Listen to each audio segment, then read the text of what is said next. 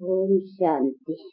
इसको भी यथार्थ रीत से समझना है कि पुरुषार्थ और प्रारब्ध क्या चीज है। वैसे तो जो कुछ मनुष्य करता है वो उनका प्रारब्ध बनती ही है, लेकिन हमको पुरुषार्थ किस चीज लिए करना चाहिए और हमारे को प्रारब्ध कैसी होनी चाहिए, इन सब बातों का भी यथार्थ ज्ञान होना चाहिए। ज्ञान माना समझ, और इसी के इस समझ को ज्ञान कहा जाता है। ये जो ज्ञान नाम मशहूर है ना भाई, ज्ञान बिना गत नहीं है, वो कौन सा ज्ञान?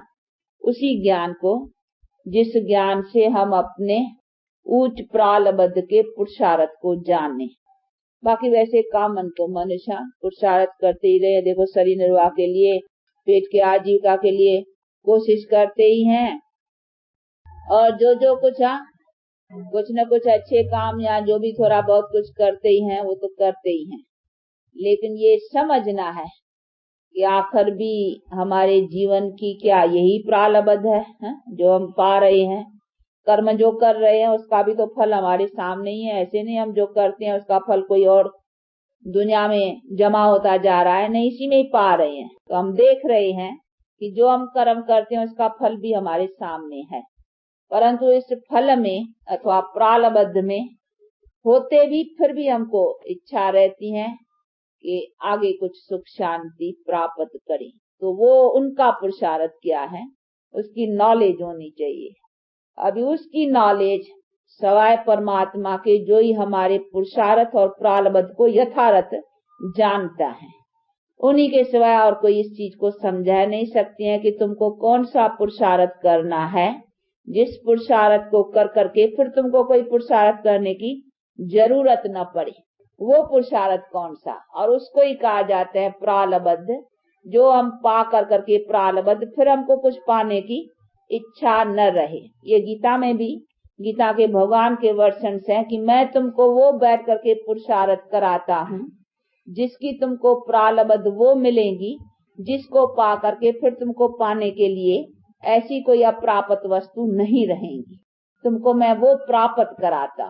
तो वो कौन सी प्राप्ति है जिसको पा कर करके फिर हमको पाने के लिए कुछ इच्छा न रहे। देखो, अभी धन है तो भी इच्छा तो रहती है, नहीं, फिर भी सुख और शांति किया, फिर भी कुछ न कुछ करते ही रहेंगे। धन है तो फिर पुत्र न होगा, फिर पुत्र की इच्छा, या पुत्र होगा तो कोई ऐसा होगा जो धनी और नीचे ऊंचे कर दे, तो फिर कहेंगे हाँ भगवान इसको सुमत दे, ये करा। फिर कुछ यहाँ कोई शरीर का रोग होगा, कई फिर कारण हो जाते हैं। नहीं, परंतु नहीं, बाप कहते हैं कि तुम्हारी प्रारब्ध इतनी ऊंची होनी है और हो सकती है और मनुष्य के ही पाने की है, जिसमें तुमको कोई अप्राप्त वस्तु न हो, यानी सब कुछ प्राप्त हो। संपत्ति, शरीरक सुख, हर तरह की जो भी सब है जिसके ही साथ सुख का संबंध है। सुख का संबंध किसके साथ है? रोग न हो, अकाले मृत्यु न हो, संपत्ति की हीनता न हो, ये सभी बातें न हो, लड़ाई झगड़े न हो, तो फिर तो जीवन ठीक है ना। शरीर में रोग होता है, अकाले कोई मरता है तो दुख होता है, रोग होता है तो दुख होता है, धन की हीनता है तो दुख है, लड़ाई झगड़े है तो दुख है। लेकिन ये सभी बातें न हो फिर तो प्रारब्ध ठीक है ना। तो उसी प्रारब्ध का पुरुषार्थ कौन सा? तो इसीलिए बाप कहते हैं वो पुरुषार्थ और वो प्रारब्ध मैं समझाता हूँ कि तुमको उसी के लिए क्या पुरुषार्थ करना है, जिसमें सब कुछ ever healthy, ever wealthy, ever happy, यानी सब कुछ साधन जो है सुख के वो तुमको प्राप्त रहे। तो उनका पुरुषार्थ बैठ कर करके, ये देखो उनकी कॉलेज है, स्कूल है, जो बैठ कर करके इसी सभी बातों के संपूर्ण प्राप्ति का जो प्रारब्ध है वो उसको कैसे पाए, उनका बैठ कर करके ये नॉलेज सिखाए रहे हैं। अभी वो तो सीखने और समझने की बात है, ऐसी कोई चीज नहीं है बनी बनाई दे देवे। हाँ, ऐसी कोई चीज होती तो अभी दे देते। हाँ भाई, ये चीजें ले लो, या ये चीजें खा लो, या ये चीजें ऐसे कर लो, नहीं, ये तो समझना है। तो समझने के लिए टाइम देना पड़े, जो उस बातों को आकर कर करके समझ कर करके और उसी समझ से अपने कर्मों को राइटियस वे चलाना है, जिसके आधार से, क्योंकि हमारा प्रारब्ध का आधारी कर्म के ऊपर है। जो हम कर्म करते हैं उससे हमारी प्रारब्ध बनती है। तो जिसके आधार पर, हमारे कर्मों के आधार पर हमारी प्रारब्ध का आधार है, तो उसी कर्म का नॉलेज होना चाहिए यथार्थ कि हम क्या करें, किस करने से हम अपना पूर्ण प्रारब्ध, जिसमें हमारे, देखो कोई कुछ होता है शरीर को रोग तो मनुष्य कहते हैं ये भी हमारे कर्म का हिसाब है। कोई निर्धनता होती है, धन की हीनता, तो भी कहते हैं ये भी हमारी किस्मत कर्म का है। कोई अकाले मरता है तो भी कहते हैं ये भी इसके कर्म का हिसाब का, किस्मत का। तो फिर भी किस्मत कर्म हर बात में कहना में आता है, परंतु उसका ज्ञान होना चाहिए नहीं कि ये हमारी किस्मत अथवा कर्म कौन से है, जिसी से हमारी ये सभी उल्टी बातें बनती है। क्यों ना हमको नॉलेज हो तो हम इसका सुलटा बनाए कि हमारे जीवन में ऐसी बातें न आवे। तो ऐसे नहीं है कि हमारी जीवन में ऐसी जीवन नहीं थी, परंतु एक भी मनुष्य की नहीं, हमारी दुनिया ऐसी थी। दुनिया में कभी रोग नहीं था। ऐसे नहीं है कि अच्छा बेटे को रोग होगा तो बाप को दुख नहीं होगा, अकाले मरेगा तो भी दुख होगा, परंतु नहीं, ये तो हर एक चाहिए ना, हर एक ऐसा बलवान चाहिए, हर एक के पास इतनी उच्च प्रारब्ध चाहिए जो हमारे संसार में सब सुखी हो, तभी तो मनुष्य सुखी हो सकते हैं।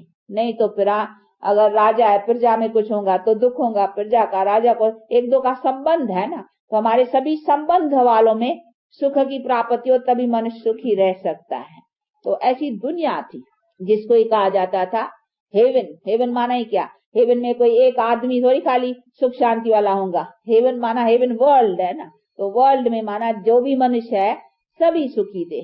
उनके पास कभी रोग, कभी अकाले मृत्यु, कभी कोई भी लड़ाई झगड़े, ये सभी दुख के कारण थे नहीं, तब तो उसको हेवन कहते हैं ना। तो हेवन भी तो इसी वर्ल्ड का नाम है ना। जैसे हेल, अभी देखो हेल है, हेल कोई दूसरी दुनिया नहीं है। यहाँ हेवन कोई ऊपर दुनिया है, कहीं समझते हेल शायद नीचे है, हेवन ऊपर है, ऐसे समझते हैं, परंतु नहीं, हेवन एंड हेल यही वर्ल्ड है। इस वर्ल्ड की स्टेज लाइफ की जैसी बनती है उनको हेल एंड हेवन कहा जाता है। तो अभी कौन सी लाइफ है, इसको हेल कहेंगे। रोग, निर्धनता, अशांति, दुख, ये हेल है। बाकी हेल कोई ऐसी नीचे कोई दुनिया है जिसमें जाकर के हम जीव जंतु बनते हैं, कहीं ऐसे समझते हैं। और हेवन में ऊपर जाना है, ऐसी कोई न ऊपर दुनिया है न कोई नीचे की बात है, दुनिया यही है। लेकिन इसमें लाइफ, हमारी लाइफ नीचे आई है, ऐसे नहीं हम नीचे कोई दुनिया में है चले गए, हमारी लाइफ नीचे आ गई है। अभी फिर उसको लाइफ को ऊंचा करने से फिर हमारी दुनिया हेवन होती है। तो वो समझना, अभी हेवन नहीं है, ऐसे नहीं हेवन हेल अभी है, अभी हेल ही है। सारी वर्ल्ड सब अभी हेल निवासी है, अर्थात हेल के रहने वाले हैं।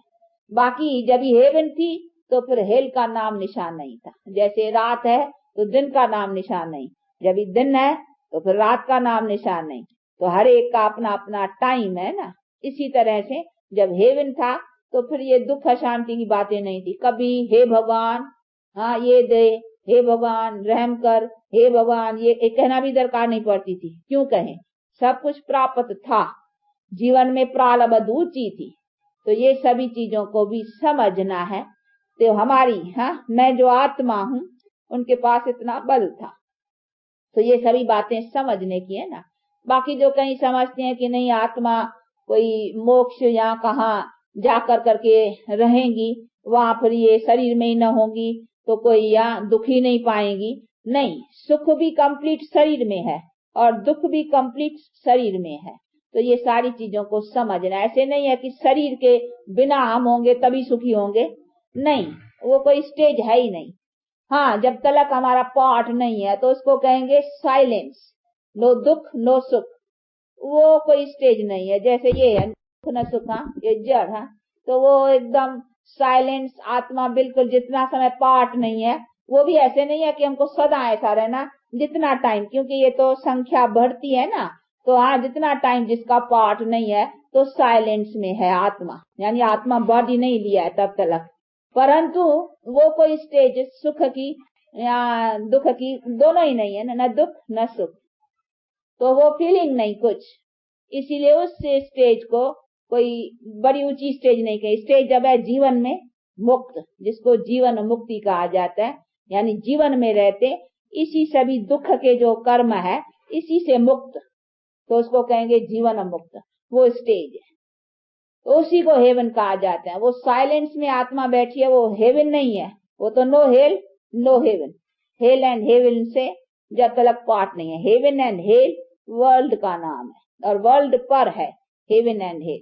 तो इसीलिए कहीं जो बेचारे मोक्ष का नाम सुना है ना, तो वो समझते हैं शरीर से मोक्ष, यानी शरीर से मोक्ष नहीं, हमको दुख से मोक्ष चाहिए। तो उसका मतलब शरीर कोई हमारे दुख का ही कारण है, ऐसी बात नहीं है। इसीलिए कहीं समझते हैं शरीर से ही मोक्ष लें तो मानो दुख से मोक्ष हो गया, परंतु नहीं, हम शरीर में होते सदा सुखी रहे, जिसको जीवन मुक्त कहा जाता है, जीवन में दुख से मोक्ष। तो हमको चाहिए दुख से मोक्ष, न कि शरीर से मोक्ष। हमको दुख से, शरीर से भी हम मोक्ष लेना तभी चाहते हैं क्योंकि हमको शरीर में समझते दुखी है ना, इसीलिए समझते इसमें रोग, इसमें अकाल मृत्यु, इसमें ये ऐसी ऐसी बातें समझिए, तभी समझते हैं इससे मोक्ष हो जाए। परंतु मोक्ष कोई हमको शरीर से नहीं होना है और होना भी नहीं है। आत्मा को आना भी है शरीर में, परंतु मोक्ष हमको किससे चाहिए? दुख से। तो दुख से मोक्ष कैसे हो, उसी का उपाय समझना। तो राइट बात समझनी, जब तक बुद्धि में राइट बात ना आवे कि हमको मोक्ष किससे होना है। तो कई बेचारे मोक्ष शब्द का भी अर्थ नहीं समझते कि मोक्ष किससे, क्या शरीर से, दुनिया से, या हमको दुख से।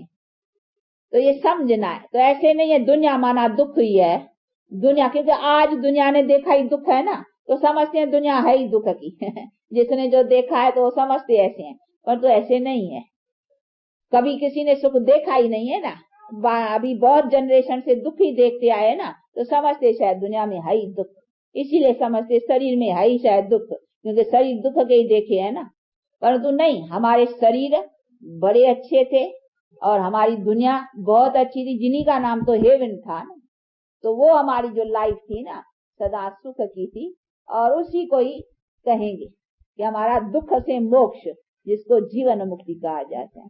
तो ये सभी चीजों को समझना है। इसीलिए आत्मा की कंप्लीट स्टेज क्या है, आत्मा क्या है और मोक्ष क्या है, ये सभी बातों को भी अच्छी तरह से समझना है कि आत्मा को शरीर से मोक्ष की बात नहीं है, आत्मा को दुख के ऐसी बंधन से मोक्ष चाहिए।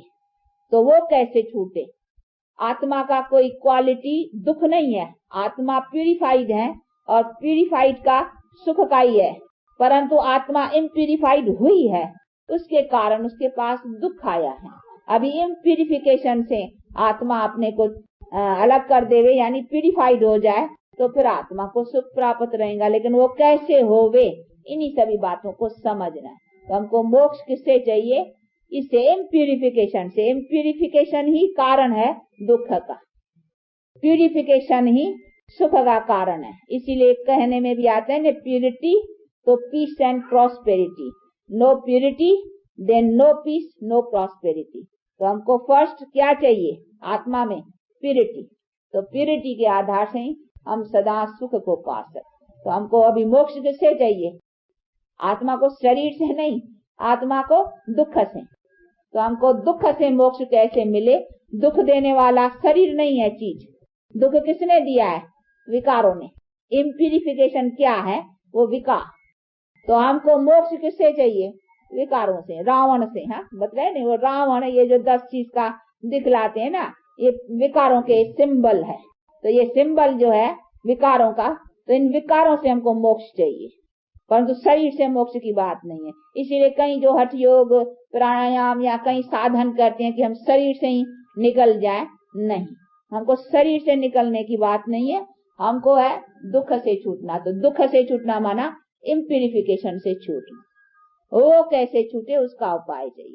अभी उसकी ये कॉलेज है कि इम्प्यूरिफिकेशन को कैसे नाश किया जाए और प्यूरिफिकेशन को अपने में कैसे लाया जाए। तो प्यूरिफिकेशन से पावर आएंगी और उसी पावर से फिर हम अपनी उच्च प्रारब्ध को बना सकते। तो ये सारी चीजों को समझना है।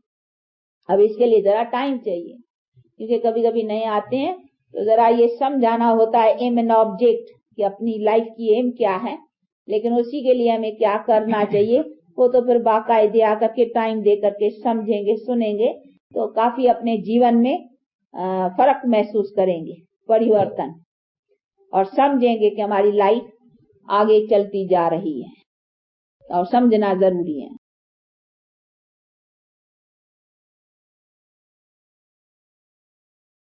ओम शांति। ये मेरा परम सौभाग्य था कि मम्मा की मुलाकात बचपन में ही हुई और उस समय मेरी आयु मैं समझती 8 साल की होंगी। तो हम दिल्ली में गए थे। बाबा और मम्मा रजूरी गार्डन पर ठहरे हुए थे। ये है 1957 की बात। तो बाबा मम्मा के साथ उस समय मुलाकात रही और बाबा तो प्यार का सागर, मुझे तो ग्रैंडफादर के रूप में लगता था बाबा। और मम्मा बहुत छोटी आयु वाली थी, तो मम्मा के साथ और नज़दीकपन का भासना आती थी। मम्मा तो माँ के रूप में ही बहुत प्यार से मिली। फर्स्ट टाइम मिल रहे थे और हम तो बच्चे ही थे, मैं और छोटा भाई। परंतु मम्मा को वो कुछ नज़र नहीं आया। मम्मा ने तो बहुत प्यार से हम दोनों को देखा और फिर मम्मा एक छोटी सी सौगात दी। परंतु वो छोटी सी सौगात इतनी प्यारी थी, इतना मम्मा का उसमें प्यार था, जो हम कुछ समय के बाद भारत छोड़ के विदेश आए। 2 मास के बाद तो दिसंबर 57 में लंदन आना हुआ। तो वो चीज़ मैंने अपने सामान में साथ में रखी थी और मैं समझती वो मेरे साथ 1967 तक वो साथ रही, वो गिफ्ट। मम्मा का इतना प्यार भरा हुआ सौगात मैं छोड़ने नहीं चाहती थी।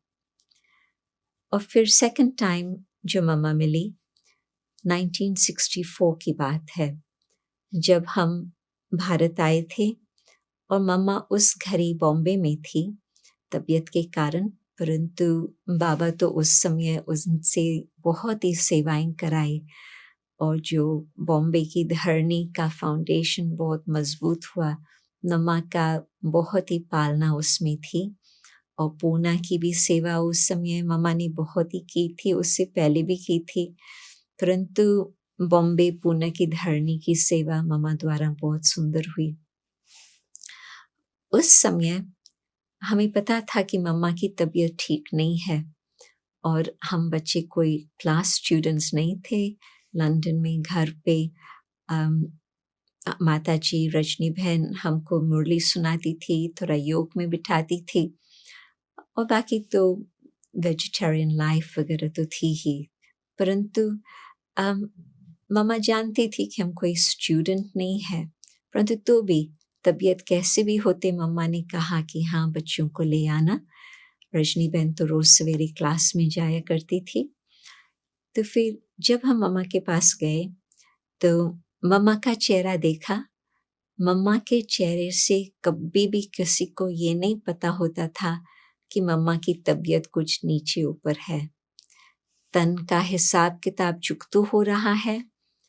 और फिर तो बाद में मुझे पता चला मम्मा को उस समय मॉर्फिन पर रखा था। तो मॉर्फिन तो हमेशा जब बहुत सीवियर पेन होता है, फाइनल स्टेजेस का पेन होता है, उस घड़ी दिया जाता। परंतु एक तो मम्मा ने समय निकाला और दूसरा फिर मम्मा इतना प्यार से मिली और चेहरे से बिल्कुल कुछ नहीं पता चलता था कि तन का भी कुछ हिसाब किताब हो रहा है। मम्मा की वही मीठी मुस्कुरान थी, वही चेहरा चंद्रमा के समान चमकता हुआ नजर आ रहा था। और फिर उस समय रजनी बहन ने मम्मा को कहा, मम्मा ऐसे हो सकता है कि आप बच्चों को कहे कि वो योग में जरूर बैठे, आजकल वो नहीं बैठते हैं। तो मम्मा हम दोनों बच्चों को देखकर, रजनी बहन को देख करके कहे कि वो अपने समय पर अपने आप ही योग करेंगे। तो माताजी चुप हो गई। परंतु मम्मा का ये जो शब्द था जैसे कि दिल को जीतने वाला था। मम्मा यदि हमको उंगली उठाकर कहती थी, देखो बच्चे तुमको जरूर योग करना है, तो पता नहीं हम मानते थे या ना भी मानते थे, क्योंकि हम तो अपने मस्ती में थे। परंतु मम्मा का ये प्यार से शब्द कहना कि तुम छोड़ दो, अपने आप ही समय पर योग करेंगे। तो मम्मा की जो विजडम का गायन है, मैच्योरिटी का गायन है, जिस आधार पर वो दिखाते हैं कि मम्मा के हाथ में सितार है, तो वो प्रैक्टिकल नजर आई, प्रैक्टिकल देखने को मिला। और जो मम्मा के साथ कुछ प्रश्न उत्तर पूना के क्लासेस में चले थे हमारी लौकिक माता जी के साथ, उसका मैं थोड़ा बताएंगी। एक तो रजनी बहन जब ज्ञान में नहीं थी तो उस समय कुछ मास ही हुआ था ज्ञान में चलते, तो उसने मम्मा को प्रश्न पूछा। मम्मा पूना में आई हुई थी, वो भी 1957 की बात है। तो प्रश्न ये था कि मम्मा अभी तो मुझे ज्ञान में चलता हुआ कुछ समय हुआ और मैं ज्ञान को तो समझ गई हूँ, योग भी हर रोज लगाती हूँ, नियमों पर भी चलती हूँ, तो मैं सोचती हूँ कि मैं आगे किस प्रकार से पुरुषार्थ करूँ, क्योंकि जो मेरे से आगे आए हैं, जो आप सब दादियाँ हैं, दीदियाँ हैं, उन्होंने तो बहुत पुरुषार्थ किया है 1937 से लेकर, तो उन्होंने तो विजयमाला के सब दाने ले लिए हैं। तो हम तो घर में रहने वाले हैं, परंतु जैसे चल रहे हैं वैसे तो ठीक ही है, तो कुछ जास्ती पुरुषार्थ करने का कुछ समझ नहीं आ रहा कि हम क्या करें और क्यों करें। तो मम्मा ने उसको ऐसा उत्तर दिया जो उसको कभी नहीं भूला। मम्मा ने कहा कि देखो, जब फिल्म पर टाइम होता है थिएटर पर जाना, फिल्म फलानी टाइम पर शुरू होने वाली है, तो जैसे जिसको जो वाहन होता उस अनुसार वो अपने घर से निकलता। मानो कि किसके पास बैलगाड़ी है तो उसको तो बहुत समय पहले निकलना पड़ेगा, धीरे धीरे आकर के टाइम पर पहुंचेगा। दूसरे किसके पास साइकिल है तो वो साइकिल पर थोड़ा बाद में निकलेगा। किसके पास गाड़ी है तो वो तो और फिर पीछे निकलेगा। और यदि किसके पास एरोप्लेन है, रॉकेट है, तो वो बहुत आगे जा सकता है फास्ट और लास्ट में निकलेगा। तो अभी तक सत्य की ड्रामा की सीन शुरू नहीं हुई है। अभी तक तो सिर्फ संगम युग ही चल रहा है और हर एक को अपनी मंजिल पर उस घड़ी पहुंचना है जब हम सब वापस घर जाएंगे और फिर सतयुग में आएंगे। तो अभी तक तो वो मंजिल तक कोई नहीं पहुंचा है। क्यों? क्योंकि हर एक ने अपने अपने अलग अलग वाहन किए हुए हैं। तो बच्ची, तुम बिल्कुल ठीक टाइम पर आई हो। अभी तुम अच्छा पुरुषार्थ करो और हाँ, बिल्कुल तुम उस विजय माला का दाना बन सकती हो। तुम अभी फास्ट पुरुषार्थ करना, क्योंकि इतना समय पास्ट हो गया है, वो तुम मेकअप करना, अपना ऐसे योग लगाना जो तुम वहां तक पहुंच जाओ। और ये मम्मा के शब्द उसके लिए जैसे कि एक वरदान बन गए। और फिर एक दूसरा भी प्रश्न था, मम्मा हम आप जैसे कब बनेंगे? तो उसमें मम्मा ने मुस्कुराते प्यार से कहा, क्या तुमको लक्ष्मी बनना है? तो रजनी बहन ने कहा कि मैं लक्ष्मी तो नहीं बन सकती हूँ, परंतु आप जैसे मीठे बनने चाहती हूँ। तो मम्मा का बहुत मीठा उत्तर, तुम यही याद करो कि तुम्हारा स्वरूप ही है मीठापन। मैं शुद्ध आत्मा हूँ, मैं मीठी आत्मा हूँ, मैं शिव बाबा की संतान हूँ। जब तुम इस तरह से याद करेंगी तो वो मीठा संस्कार ही उत्पन्न होगा और कुछ उत्पन्न होगा ही नहीं। तो मम्मा ने पुरुषार्थ को भी बहुत सहज करके उसको दिया। एक तो अभी भी समय है बहुत आगे फास्ट जाने का और पहुंचने के लिए, और फिर साथ साथ अपना जो ओरिजिनल स्वरूप है आत्मा का, हम उसको याद करें। ये न सोचे कि मैं कैसे वहां तक बनेंगी या कब बनेंगी, नहीं, मैं हूं ही वो। तो उस स्थिति को याद करके उस स्थिति को इमर्ज करना और वहां तक पहुंच ही जाएंगे, बन ही जाएंगे अवश्य ही। तो मम्मा के ये जो मीठे मीठे शब्द थे, तो उससे ही आपको लगता है कि मम्मा का ज्ञान बुद्धि वाला ज्ञान नहीं था। मम्मा की बुद्धि तो सर्वश्रेष्ठ, कोई भी बात को मम्मा झट परख सकती थी, निर्णय ले सकती थी। परंतु उससे अतिरिक्त जैसे आजकल बाबा हमें ध्यान खींचवाते हैं कि आप ऐसे ज्ञान को धारण करो जो आपके जीवन में भी हो, परंतु साथ साथ आपके दिल के अंदर ज्ञान हो। तो जब कोई दिल से अपनी ज्ञान की बात सुनाता तो वो तो जरूर दूसरे को तीर भी लगेगा और प्रेरणा भी मिलेंगी कि हम भी ऐसे बने। और एक लास्ट बात मैं ये कहेंगी, मम्मा कैसे मम्मा बनी? मम्मा बाबा के एक एक शब्द को अमूल्य रतन समझ करके अपने जीवन में धारण करने से मम्मा बनी। और मम्मा को कितना टाइम लगा मम्मा बनने में? 18 मास। दादी जान की कहानी सुनाती कि पहले भी मैं मम्मा को जानती थी लौकिक हिसाब से, क्योंकि सब आपस में बहुत नज़दीक के संबंध में भी थे और घर भी एक दो के बहुत नज़दीक थे, सबको जानते थे। तो मम्मा की उस समय 16 इयर्स थी, दादी जानकी की उस समय 19 इयर्स थी, तो बहुत नज़दीक के जानते थे। तो मम्मा तो बहुत फैशनेबल आदाद। तो जब दादी जान की 18 मास के बाद अपना कुछ हिसाब किताब चुकतुक करके यज्ञ में आकर के कराची में पहुंची, तो जब दादी प्रकाश मणि से मिली तो बड़ी दादी ने दादी जानकी को बोला कि बहुत अच्छा है जानकी, तुम आ गई हो, तुम मम्मा से मिली हो। तो दादी ने सोचा कि यशोदा मैया के लिए कहती है मम्मा, तो उसे नहीं मिली थी, तो कहा कि मैं नहीं यशोदा मैया से मिली हूँ। तो दादी कुमार का कहती कि परंतु मैं उसकी बात नहीं कह रही हूँ, आओ मैं तुमको मम्मा से मिलाऊं। और जब उसको हाथ पकड़ के वहां पर लेके गई तो दादी ने देखा कि ये तो राधा है, जिसको मैं पहले से ही जानती थी, परंतु राधा अभी ओम राधा बन गई, अभी मम्मा बन गई। 18 मास के अंदर इतना उस राधा कुमारी में परिवर्तन हुआ जो मम्मा बन गई। तो आप सोचो मम्मा का कितना गहरा आंतरिक पुरुषार्थ होगा जो मम्मा ने अपनी वो स्टेज जो पकड़ी 18 मास के अंदर और फिर आगे पुरुषार्थ करके अपनी अव्यक्त स्थिति को प्राप्त किया। तो मम्मा जैसे हम तीव्र पुरुषार्थी अभी भी बन करके अपनी मंजिल पर फास्ट पहुंच सकते हैं। ओम शांति।